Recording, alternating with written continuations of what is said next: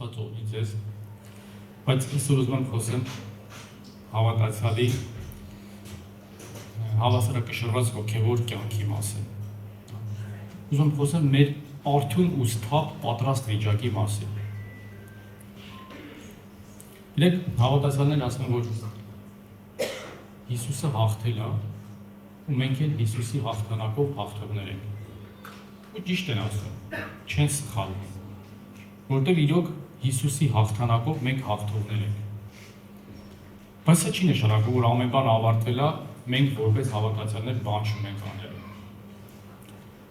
Մենք անելու բան ունենք, ու այսօր ուզում եմ խոսեմ հենց այս անելիքների մասին, տեսեք, երբ որ չեմպիոնները հաղթում են, դառնում են չեմպիոն, ասում են, չէ, ես իմ հաղթանակը նվիրում եմ մորս, նվիրում եմ ուսուցչից, մարզիչից։ Ճիշտ է, Հիսուսը նման ձևակերպում չի տվել, բայց փաստացի Հիսուսի հաղթանակի շահառուները մենք ենք, քրիստոնյաներս։ Որտեվ Հիսուսը երկնքում էր հաղթող։ Հիսուսին պետք չէր գալ երկիր, անցնել բոլոր փորձությունների միջով, որ ապացուցեր, որ ինքը հաղթող է։ Հիսուսի միակ նպատակը, որ եկավ երկիր, անցավ փորձությունների միջով, մեզ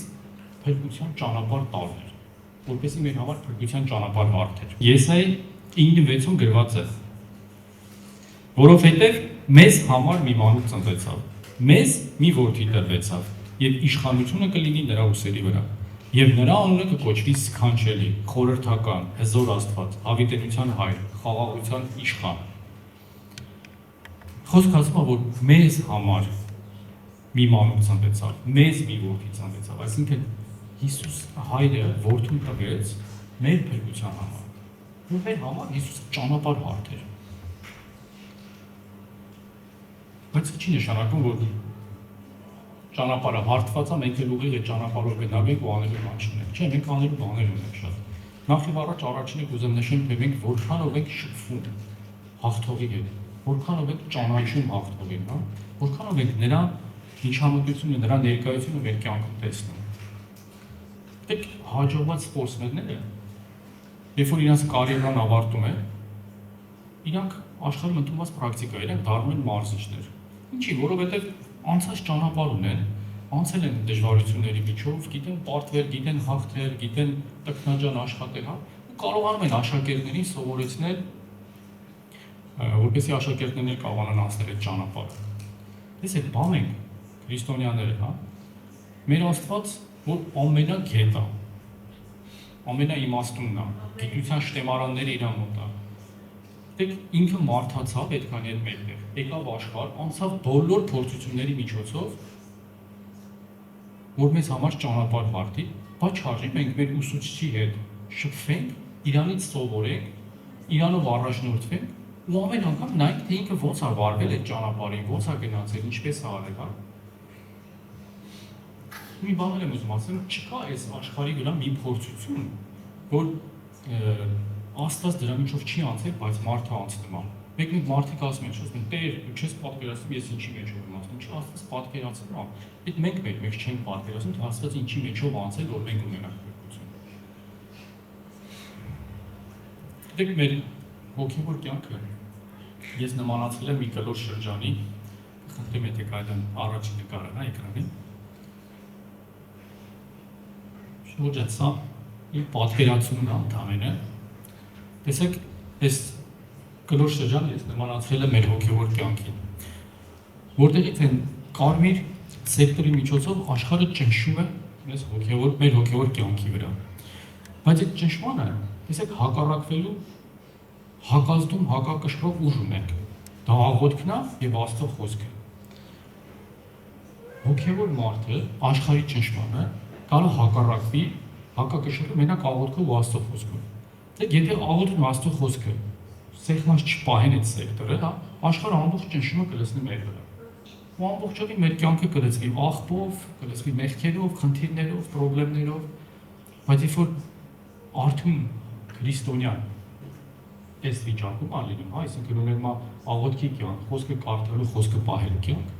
իր կյանքը լցվում է Տիրոջ ներկայությունով։ Իսկ Տիրոջ ներկայության մեջ ազատությունը, խաղաղությունը, բժշկությունը, ապահովությունը։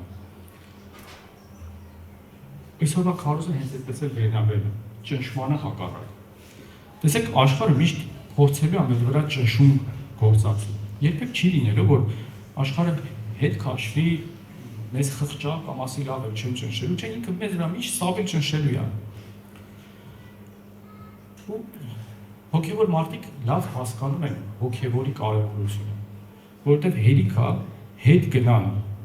իրենց չափաշխարած կյանքը, համեմատեն, թե ինչ կարգավիճակում էին ապրում, թե ինչպես էին գերի, սատանային, մեղքի, աշխարհին, հա, ու համեմատեն, թե ոնց Աստված եկավ, ազատեց, մաքրեց, սրբեց մեզ այդ գերությունից։ Միանգամից ազատության գինն է, հոգևորի գինը մենք հասկանում։ Բայց անգամ այս պարագայում միևնույնն է, աշխարհը կենցաղը փորձում է մեզ թմրեցնի, քնեցնի, որպեսզի չկարողանանք հակառակվել ճնշմանը։ Ու գիտեք, ամենատարածված խնդիրներից, խնդիրներից մեկը քրիստոնյաներու ժամանակ չունենալն է։ Տարբեր պատճառներով մարդիկ ժամանակ չեն ունենում, հա, աշխատանքի բերումով, երեխաներ, կենցաղ եւ այլն։ Ժամանակ չունեն, որ Աստծո կարդան, աղոթք անեն։ Լավ, եթե ժամանակ չունեմ, ես Տիրոջ հետ շփվեմ, բա ո՞նց խաղաղվեմ, ո՞նց է խնդիրներին, խնդիրներին պատասխանելու։ Փորձեմ այդ պահին իմ հասկացողությամբ, հա, խոճապի մեջ, խառնաշփոթի մեջ, խնդիր եկավ, պատրաստ չեմ։ Խոճապահար ինչ-որ մի քայլ կան, որտեղ որ շատ հավանական է, որ կսխալվեմ։ Բայց հիշում եք Հիսուսը ինչ էր ասում, ասում էր դուք երկնքի արքայությունը փնտրեք, մնացածը ձեզ կտրվի ավելով։ Գիտեք, երբ որ մենք լինում ենք այս արթուն քրիստոնյայի կարգավիճակում ու երկնքի արքայությունն ենք փնտրում, Տիրոջ ներկայությունն է լսվում մեր կյանքում, պատրաստ ենք խնդիրներին հակակշռելու, համապատասխան պատասխանը տալու։ Գիտեք ինչ, որտեղ Տիրոջ ներկայության մեջ ենք, որտեղ Տիրոջ ձայնը լսում ենք, որտեղ Աստված մեզ հետ է, որտեղ մեզ ճանապարհացույց տալիս, թե ինչպես գնանք, ինչպես հաղթարենք, ոչ թե մեր սեփական նախաձեռնությունը, այլ Տիրոջ ներկայության մեջ ամեն հարց ավելի հեշտ է, ավելի արագ է ու 100%-անոցան։ Դե հիշեք երևի, որ հրաշ ժողովրդին Աստված ազատեց Եգիպտոսից, ինչ հրաշքներ տեսան մեր ժողովուրդը, հա։ Ծովի միջով անցկացրեց, ասում են գիշերը կրակի սյունով, ցերեկ ամպի սյունով առաջնորդում էր։ Թարմ մանան էին ուտում ամեն օր։ Ամեն օր Աստծո հրաշքը տեսնում էին իրենց կյանքում։ Բայց բավարար էր, կապը կտրվեց Աստծո հետ, ժողովուրդը մեղք գործեցին։ Մովսեսը բարձրացավ սարը Աստծո հետ հանդիպման, ուշացավ, եկավ տեսավ ժողովուրդը ոսկե հորթ են սարքել ու պաշտում, ու ասում են ինքն է մեր Աստված, ասում են ինքն է մեզ հանել Եգիպտոսից, բայց միջև էլ օրհներք են երկրում Տիրոջ, ասում են դու հզոր Աստված ես, դու գովասանքի Աստվածն ես, պատերազմով Աստված ես, երիքա կապը կտրվեր Աստծո հետ, մեղք գործեցին, նույնը կարող մեր կյանքում լինի, ժողովուրդ ջան, երբ որ մեր կապը կտրվի Տիրոջ հետ, աշխարհը այդ պահին կարող է ինչ-որ մի անակնկալ մատուցի ու խոճապահար գործողություններ անենք, որը որ հավանական է կլինի սխալ։ Մեր եկեղեցիներում այս տարի խաղաղվելու տարի է, չի հռչակված։ Ոչ թե խաղաղության տարի, այլ խաղաղվելու տարի։ Ոչ թե աշխարհն է խաղաղվելու, որի հետևանքով էլ մենք խաղաղ կապենք, չէ, ժողովուրդ ջան, աշխարհը ոնց որ խաղաղվելու միտք չունի։ Մենք պիտի խաղաղվենք։ Բայց ոնց խաղաղվենք, եթե ոչ Տիրոջ ներկայության մեջ, Տիրոջ հետ շփման ժամանակ։ Բայց հավատացյալ մարդը կարա Տիրոջ հետ շփման ժամանակ խաղաղվի։ Գիտեք ինչի՞, որտեղ վստահում է, որտեղ ճանաչում է Տիրոջը, որտեղ գիտի, թե իր Աստված ով է։ Երեխու նման կարա գնա ասի, հայր, այս խնդիրն է, այս խնդիրն է, ինչ որ մի բան կյանքում էս չի։ Ու երեխու նման խաղաղվի, որտեղ գիտի, որ իր Աստված ամենակարող է։ Ամեն հարցի լուծում ունի, ամեն պատասխան կարա տա։ Վստահելով Աստծուն կարա խաղաղվի անկախ իրավիճակից։ Մի վկայություն եմ ուզում պատմել։ Հենց այս երեքշաբթի օրը քույրիկը պատմեց խմբակով։ Գիտեք, քույրիկին տվել էին շատված դիագնոզ, 4-րդ կարգի գոյացություն կողորտի վրա, ուշտապ վիրահատություն։ Մինչև կհասներ վիրահատության օրը, այդ գոյացությունը դառել 5-րդ կարգի ագրեսիվ, բայց վիրահատությունից մի օր առաջ քույրիկն ասում ամբողջ գիշեր երազից տեսնում էի Սաղմոս 23-ը։ Առավոտ արթնացա, ուրախությունը սրտիս մեջ, խաղաղությունը սրտիս մեջ, ասի ոչ մեկը տունս հետ հիվանդանոց մի եկեք, ես մենակս գնալով հիվանդանոց։ վերցրեցի յուղի սրվակը գնացի հիվանդանոց։ Տարել են այն պալատ, որտեղ որ հավաքված են եղել բոլոր այդ հիվանդներ, ում որ պետք է վիրահատել, ովքեր որ այդ նման դիագնոզով են, անկարոտիայով են, ասում են այդ հիվանդասենյակում տիրում էր խուճապ, տիրում էր վախ, տիրում էր հուսահատություն, մարդիկ կոտրված էին, մարդիկ էլ ապրելու ինչ-որ ցանկություններ չունեին, բայց ասում են, որ ես մտա իմ ու տենց չէր, ես ուրախ էի, ես գիտեի, որ Աստված ինձ բժշկելու է, չգիտեմ ոնց,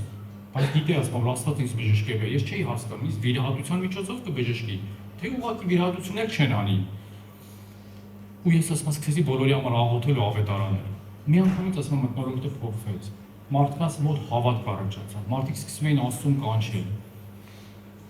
Թե քուրիկի մոտ ինչ-որ խնդիրներ են առաջացել, բժիշկը չէր վիրահատել, թե ինչ-որ մի խոսքով վերջում պարզվել էր, որ քուրիկին պիտի վիրահատի լավագույն բժիշկ է հիվանդանոցի, բժիշկը վիրահատել էր ու պարզվել էր, որ իր մոտ էլ անկալորիա չի, այլ ամեն ինչ նորմալ է։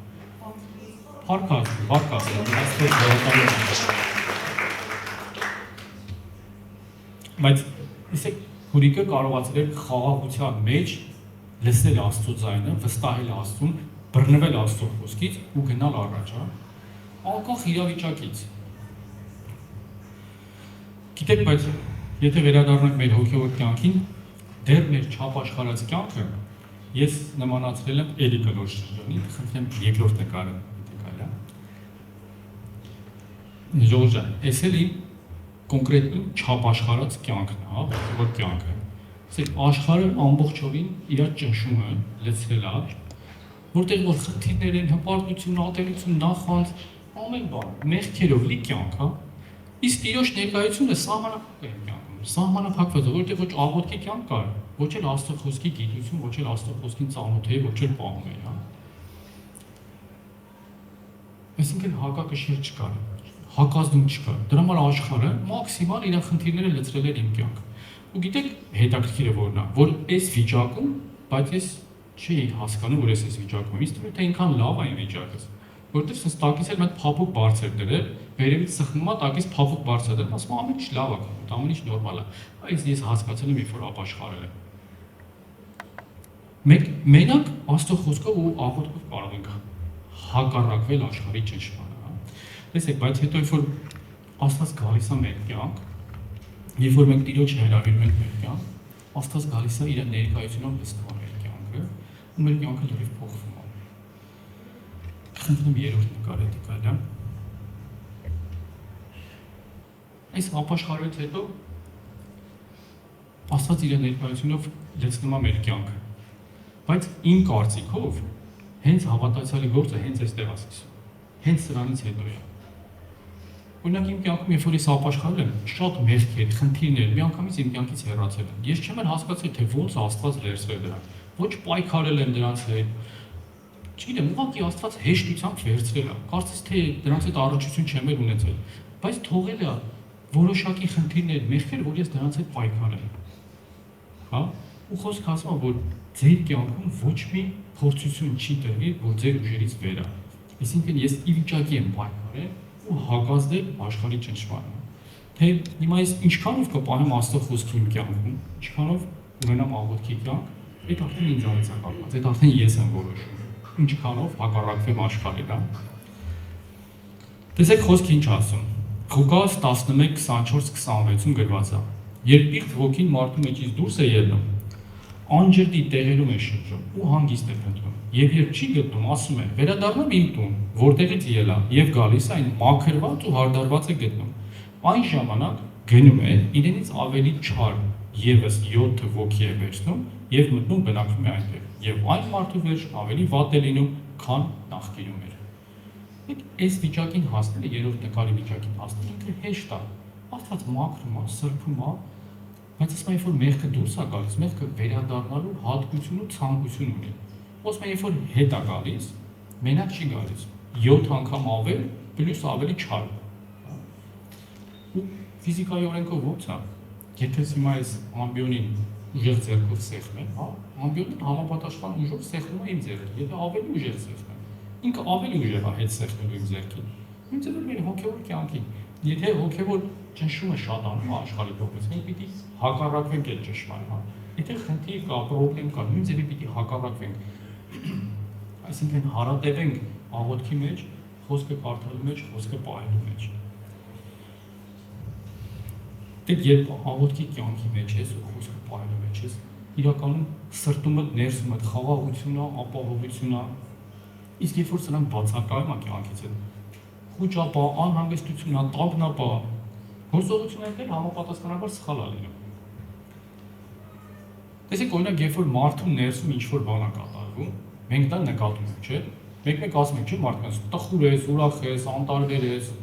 ոնց որ ինչ-որ բան է այդ կատարվում, այսինքն մարդու հոգևոր աշխարհում ինչ-որ բան կատարվում է, մենք դա տեսնում ենք։ Օրինակ, իմ ներսի խնդիրը կարա ինձ վնասի, ոչ միայն ինձ, նաև վնասի իմ շրջապատը։ Օրինակ, իմ մեջի նախանձը ոչ միայն կվնասի Աստծո հետ հարաբերությունների մեջ, այլ կվնասի նաև իմ շրջապատի մարդկանց, ֆիզիկական աշխարհում։ Ասեմ ավելին, այսօր ֆիզիկական աշխարհը ինչ որ մենք ունենք, դա մեր երեկվա հոգևորի արդյունքն է։ Որտեղ հոգևորում, եթե մի խնդիր լուծում ենք, ինքը ֆիզիկականում շատ շուտ ի հայտ է գալիս։ Ինքը ֆիզիկականում մեկը անդրադառնում է։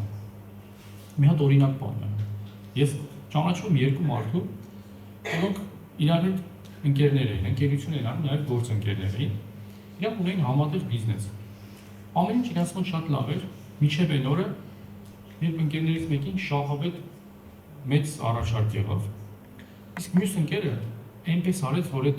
գործարքը չկայանա։ Իրենց համատեղ բիզնեսը փչացնելով, այնպես արեց, որ այդ գործարքը չկայանա։ Այսինքն տեսեք ինչ ստացվում, մարդու մեջի նախանձը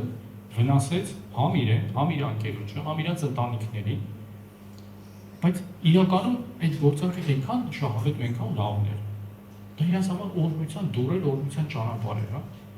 Եթե օգներ ընկերոջ ու կարողանան այդ գործարքը իրականացնել,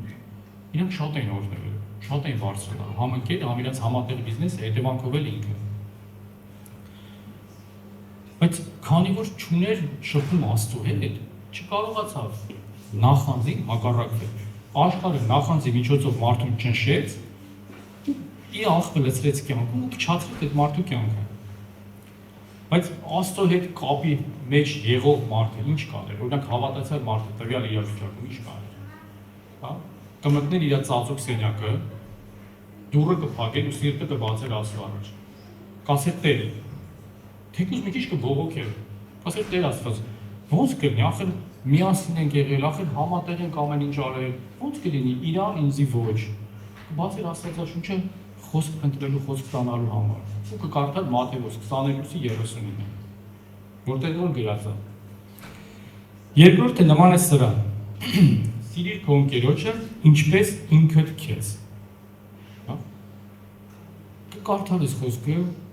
կխաղաղվել, ուրախանալ, որովհետև Աստծուց էր խոսք ստացել։ Որտեղ հավատացել է, չէ՞, Աստծուց խոսքը ստացել, վստահում է, պահում է, թեկուզ եւ մի քիչ իր սրտով չի պահել, բայց կենթարկվեր, որովհետև Աստծուց խոսքը ստացել։ Ու Աստծո խոսքը իրան կօգներ հասնել օրհնության, որը որ իրականում օրհնություն էր իրենց համար։ Իսկ եթե մարդը Մատթեոսի ավետարանը չի կարդացել, Սատանան ոնց ուզի կխաբի։ Ու չարը երբեք չի հոգնում մեզ գայթակղելուց, մեզ խաբելուց, մեզ տարբեր առաջարկներ անելուց, ինքը փորձում է մտնի ամեն բնակավար ու ամեն բան խառնի։ Իր համար մենակ մի տեղ չի կարող մտնի, մենակ մի տեղ է, որ մուտքը արգելված է, դա Տիրոջ ներկայությունն է։ Իսկ այնտեղ մեր համար բաց է։ Մենք կարող ենք Տիրոջ ներկայության մեջ ու վայելենք Տիրոջ ներկայություն ստանալ բոլոր հարցերի, խնդիրների պատասխանը։ Ուզում եմ կարդամ Հեսու 1:8-ը։ Այս օրենքի գիրքը թող չհեռանա քո շուրթերից, այլ գիշեր ցերեկ դրա մասին մտածել, որպեսզի պահես եւ կատարես ամենը, ինչ որ գրված է դրա մեջ։ Այն ժամանակ ճանապարհը դու հաջող կդարձնես եւ այն ժամանակ հաջողություն կունենաս։ Խոսքը պարզ ասում է, չէ՞, երբ հաջողություն կունենանք։ Երբ որ կարդանք խոսքը ու պահենք։ Բայց ոնց խոսքը իմ շուրթերին լինի, եթե ժամանակ չունեմ խոսքը կարդամ, եթե ժամանակ չունեմ Աստծո հետ շփվել։ Ոնց ներսս խաղաղություն լինի, եթե ես խաղաղության իշխանի հետ չեմ շփվում։ Կամ ոչ իմ շրջապատին խաղաղություն ու սեր քարոզեմ, եթե ինքս խաղաղված չեմ, հա։ Կամ ոնց իմ ներսի նախանձին պատասխանեմ, եթե Մաթեոսի ավետարանը չեմ կարդացել, հա։ Ու փոխարենն մի հատ Facebook-ում սխալ արտահայտություն եմ կարդացել։ Մի թույլ քեզ տրորեն դու ոչ մեկից վատը չես։ Պատկերացրեք, նախանձը մի կողմից, հպարտությունը մի կողմից, հիմա եթե այս մարդը հոգևոր չկարանա դրանց հետ հակառակվի, մարդը կործանում է հերո չի, հա։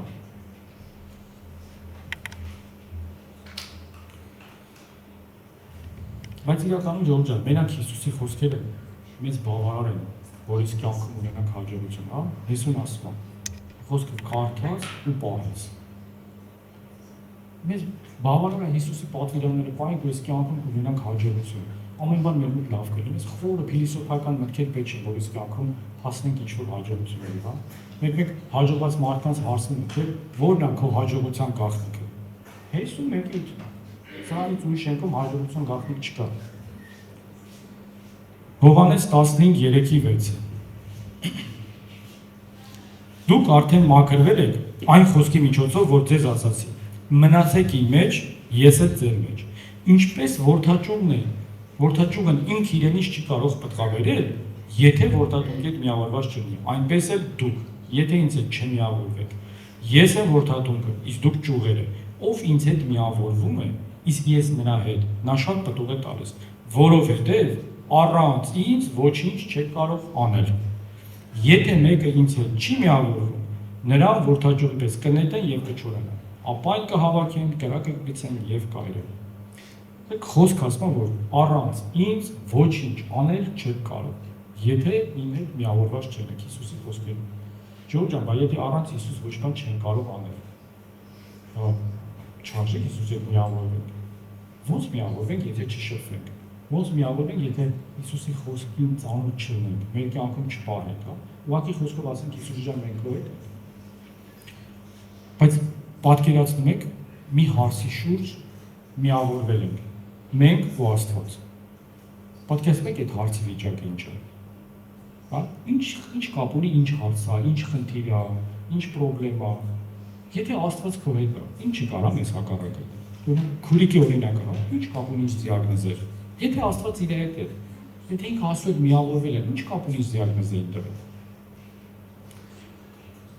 Աստվածաշնչում ամեն բան գրված է Աստծո պատվիրանների մասին, Հիսուսի խոսքերի մասին, Հիսուսի կարծիքի մասին։ Անգամ գրված է, թե Հիսուսը ինչ իրավիճակներում ինչ մոտեցումներ է ցույց տալիս, ինչի մասին ինչ կարծիք ուներ, ամեն մանրամասն գրված է։ Մեզ ընդհանրապես հերիք է վերցնենք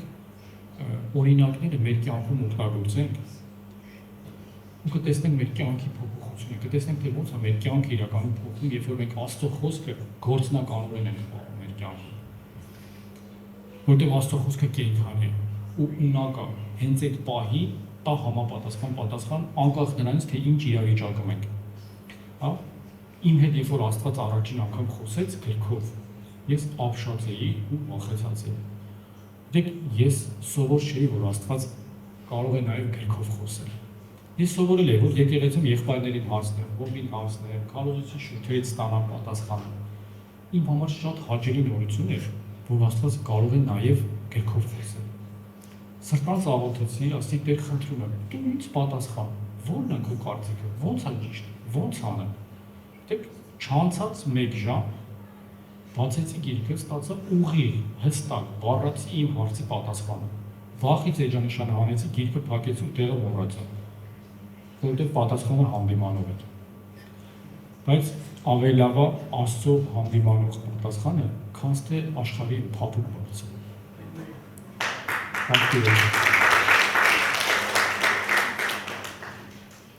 Ու Աստծո տված պատասխանը մեր կյանքում 100% է։ Անկախ նրանից այդ պահին մեր դուրը գալիս է, թե չի գալիս։ Անկախ նրանից մենք այտենց պատասխան էինք ակնկալում, թե ուրիշ պատասխան էինք ակնկալում։ Աստծո տված պատասխանը մեր համար բարին է, հաճելին է, կատարյալն է։ Դրանից լավը չի կարող լինել։ Անկամ եթե այդ պահին մեզ համար մի քիչ ֆանտաստիկ է թվում այդ պատասխանը, ոչինչ, մեր բաժինը այնքանն է, լսենք, ենթարկվենք, մտնենք Աստծո կամքի մեջ։ Աստված է այդ ֆանտաստիկ պատասխանը իրականացնում, հա։ Հետո որ Աստված իրականացնում է այդ, մեկ էլ ֆանտաստիկ է թվում, որ այսօր մտածել եք, կերպած մի ոնց թե Աստված ջան, ես ոնց չէի մտածել, որ սա հնարավոր է։ Երկրորդ բանը ինչի մասին ուզում եմ խոսեմ, աղոթքն է։ Աղոթքը շատ կարևոր ու անբաժանելի մաս է կազմում հավատացյալի կյանքում։ Աղոթքը դա շփում է Աստծո հետ։ Ու ինքը բացառիկ հնարավորություն է, երբ որ մենք ունենք այդ հնարավորությունը գանք Աստծո առաջ, անկեղծ սրտով կիսվենք Աստծո հետ, բացենք մեր սրտի եղած պարունակությունը, մեր սրտի հարցերը, խնդիրները, խնդիրները ու սպասենք Աստծուց պատասխան։ Դեք մենք մեր հարազատների, ընկերների հետ կարանք շփվենք այս կյանքում, բայց մարդկանց հետ չենք կարող միջևերջ անկեղծանալ, նենց ոնց որ Աստծո հետ կանկեղծանանք։ Ու երբ որ այս աղոթքի կյանքը չի լինում մեր կյանքում, այդ տեղը բացում է, այդ շփման տեղը բացում է։ Իսկ այդ բաց տեղը փորձելու աշխարհը իր ճնշման միջոցով լցնի իր աղբը, լցնի իր կեղտը, ինչու՞ չեն այլ մեղքերը։ Ես չեմ էլ կարող ամբողջ օրը բուռն աշխատանքային ուղով ունենամ, հետո օգնած գամ, հիշեմ, որ չեմ աղոթել, չեմ կարդացել, սկսեմ կարդալ ու կեսից աչքերս փակվի, հոգնած լինեմ, չկարողանամ կենտրոնանալ, չէ, էսի արթուն հոգևոր վիճակ չէ։ Էսի ընդհանրած վիճակն է, որ գիտես, որ պետք է, բայց չես անում։ Այս դեպքում արդեն աշխարհը իր ճնշումը կապելացնի, մենք էլ ոնց կհակառակվենք։ Կամ եթե երկար ժամանակ չենք աղոթել, միգուցե աղոթենք, Աստված պատասխանի, բայց այդ ժամանակ կարող է չլսենք, կամ լսենք, բայց չհասկանանք, կամ լսենք, հասկանանք, բայց չվստահենք, ինչի որովհետև երկար ժամանակ Աստծո հետ չենք շփվել, կորցրել ենք, շփման ձևներ ենք, որ ասել ոնց շփվենք Աստծո հետ։ Լինում է, չէ՞, որ մի մարդու երկար ժամանակ չես տենում, հետո մի երկու բառից հետո էլ խոսալու թեմա չես ունենում։ Բայց մոտ հարազատ մարդու հետ որ շփվում ես, անընդհատ ուզում ես խոսած քննարկես, բայց թեման։ Ինչու, որովհետև հարաբերությունները ջերմ ամենօրյա շփում են։ Մենք չպիտի թողենք, որ մեր հարաբերությունները Աստծո հետ սառեն։ Մենք պիտի Աստծո հետ ջերմ հարաբերությունների մեջ լինենք։ Գիտեք, Աստված բաց է, թույլ է տալիս, որ մենք իրար մոտենանք անկեղծությամբ, ջերմությամբ, մեր սրտի պարունակությունով, չի ասում անպայման դες սիրտդ կմաքրես նոր կգաս, չի ասում արի իրար հետ մաքրենք, բայց անկեղծ է, որտեղ սրտերը քննող Աստծո, արի միասին սիրտը բացենք իրար հետ, մաքրենք, սրբենք ինչ որ պետք է, դու անկեղծությամբ արի։ Ու փառք Աստծուն, որ ցենց սիրող Աստված ունենք, որ թույլ է տալի մոտենանք իրան, իր հետ խոսենք, կիսվենք, իրանից սովորենք։ Բայց այս աշխարհը մեկ այլի ճնշում իրա չի թույլատրում մեր վրա, անգամ այդ դեպքում էլ իր ճնշումը կա, որտեղ այդ իրա իշխանի պատվերն է, իր իշխանի ցանկությունն է, որ մեզ կտրի երկնքից, կտրի աղոթքից, կտրի Աստծո խոսքից։ Հաճախ մեզ աշխարհը առաջարկում է ոչ թե բաներ, որոնք որ մեղքով լի են, այլ այս բաներ առաջարկում, որոնք մեղք չեն պարունակում, բայց մեր սիրած բաներն են։ Դա ընդհանրապես շեղելու համար է, որ մեզ կտրի երկնքից, կտրի խոսքից, կտրի աղոթքից։ Մենք ստե պիտի հասկանանք, ենթատեքստը, ինչի համար է։ Եթե մի բան մեզ կտրելու է Աստծուց, Ժորժ ջան, դա լավ բան չի բերել։ Հաճախ ոչ թե մեղքն է մեզ կտրում Աստծուց, այլ մեր սիրած սովորություններն են կտրում Աստծո հետ շփումից։ Ուզում կարդամ Մարկոս 14:37-38։ Ապա Հիսուսը եկավ եւ նրան քնած գտավ։ Պետրոսին ասեց. Սիմոն, ննջում ես, չկարողացար 3 ժամ արթուն մնալ։ Արթուն կացեք ու աղոթք արեք, որ փորձության մեջ չընկնեք։ Հոգին հոժար է, բայց մարմինը տկար։ Սա այն պատմությունն է, երբ Հիսուսը խաչելությունից առաջ բարձրացել էր Գեթսեմանի պարտեզը աղոթելու, իր հետ վերցրել էր 3 աշակերտներին, որոնցից մեկը Պետրոսն էր, եւ առանձնացել էր աղոթելու։ Աշակերտներն են ասել արթուն մնացեք աղոթք արեք։ Եվ վերադարձավ, տեսավ, որ Պետրոսը քնած էր։ Ինչի Ժողովուրդ ջան, քնելը մեղք է, որ Հիսուսը ասաց մի քնեք, արթուն մնացեք աղոթք արեք։ Ընդհանրապես քնելու ժամանակ մեղք գործելու հավանականությունը զրոյանում է։ Բայց դե խոսքը հոգևոր արթուն լինելու մասին է, հա, որ Պետրոսը պիտի հոգևոր արթուն լիներ, աղոթք աներ, որ հասկանան ինչ է կատարվում իր շուրջը։ Իսկ Պետրոսը քնած էր։ Հիսուսը ջերմեռանդ աղոթում էր, անգամ Ղուկաս 23:43-ին ասում է. երկնքից հրեշտակները հայտնվեցին եւ նրան զորացնում էին։ Հիսուսը աղոթք էր անում ու հոր հետ պլաններ էր մշակում, ասում են ինչ անեմ, Տեր, ո՞րն է քո կամքը, Հայր, ո՞նց եմ անելու։ Իսկ Պետրոսը քնած էր։ Պատկերացնեք քնած մարդու վիճակը, երբ որ մարդուն քնից արթնացնում են, իրեն մի հատ լուր են ասում, մի հատ նորություն են ասում։ Ինչ կլինի։ Անակնկալի կգա, քնած մարդու գործողությունները ինչ պիտի լինի։ Գլխին փչած առաջին բանը կարող անել, որ կլինի սխալ։ Իսկ Հիսուսը արթուն էր, աղոթք էր անում, մեր փրկության ծրագիրն էր մշակում հոր հետ, ու երբ որ զինվորները եկան Հիսուսին ձերբակալելու, Հիսուսը որ կանգնել գիտեր, Հիսուսը արդեն պատրաստ էր, Հիսուսը արդեն պլաններ էր ուներ ոնց պիտի աներ, իսկ Պետրոսը այս ամեն ինչից տեղյակ չէր, որովհետև քնած էր։ Դրա համար էլ քնած մարդու գործողություն արեց, հա, թուրը համեց, զինվորի ականջը կտրեց։ Պատկերացնեք, այդ Հիսուսը աղոթքի մեջ Հիսուսի փրկության, Պետրոսի փրկության ծրագիրն էր կազմում, իսկ Պետրոսը իր համար քնած էր։ Հերիք չի, մի հատ էլ ուզում էր խանգարել այդ փրկության ծրագիրը։ Սա քնած հոգևոր վիճակն է։ Մենք էլ կարող ենք այս վիճակում հայտնվենք, եթե հոգևորում արթուն չլինենք։ Չունենանք աղոթքի կյանք, չունենանք խոսքը կարդալու բարի կյանք։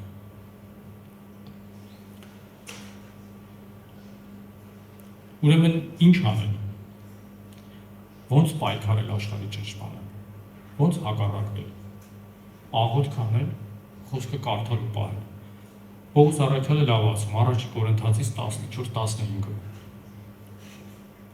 Ուրեմն ինչ անել, կաղոթեմ հոգով, կաղոթեմ նաև մտքով, Սաղմոս կասեմ և հոգով, և մտքով։ Ժողովուրդ, երբ որ մենք պահում ենք խոսքը, ունենում ենք աղոթքի կյանք, ունենում ենք խաղաղություն, ապահովություն, ուրախություն, լինում ենք Տիրոջ ներկայության մեջ։ Դեք այսօր ուզում եմ, որ մենք մեր սրտերը քննենք, որ մենք տեսնենք ինչ կա մեր սրտում, որը խանգարում է Տիրոջը մոտենանք, հա։ Խնդրեմ, որ կանգնենք, աղոթք անենք, ու աղոթքի ընթացքում էլ ուղղակի հասկանանք ինչ կա մեզ խանգարում, հա մեր կյանքում։ Հալելույա Տեր։ Հալելույա, սուրբ, փառավոր, զորավոր Աստված։ Տեր ջան, մենք շնորհակալ ենք։ Մենք շնորհակալ ենք Տեր Աստված, որ դու մեզ տվել ես հնարավորություն հակառակվելու աշխարհի ճնշմանը։ Մենք շնորհակալ ենք Տեր Աստված, որ ունենք հնարավորություն քո ներկայությունը մեր կյանքում վայելելու։ Մենք շնորհակալ ենք Տեր ջան, որ ամեն կանչած ժամանակ դու մեզ հետ ես, մեր կողքին ես, մեզ մենակ չես թողում, ոչ դժվարության մեջ, ոչ նեղության մեջ, ոչ խնդրի, ոչ խնդրի մեջ Տեր ջան։ Տեր Աստված, մենք հիմա գալիս ենք քո առաջ, բերում ենք քո առաջ մեր հոգևոր կյանքը, մեր սրտերը։ Տեր ջան, քննիր, նայիր, ու ցույց տուր մեզ Տեր ինչն է խանգարում, որպեսզի մոտենանք քեզ, որպեսզի քեզ հոգևոր ավելի մոտ լինենք, քեզ մոտիկից ճանաչենք Տեր Աստված։ Սիրելի Սուրբ Հոգի օգնիր, որ քանդենք այն պատերը, որոնք որ խանգարում են քեզ մոտենալու, որոնք որ խանգարում են քո հետ շփվելու Տեր Աստված։ Վերացրու ամեն կապը, ամեն պահող բան Տեր ջան, որ մեզ կապահի քեզ մոտենալու։ Օգնիր Տեր Աստված, որ քո խոսքը մեր կյանքում կարողանանք պահել ու գործ սարքենք։ Շնորհակալ ենք Տեր Աստված։ Շնորհակալ ենք ամեն բանի համար։ Հիսուս Քրիստոսի անունով։ Ամեն։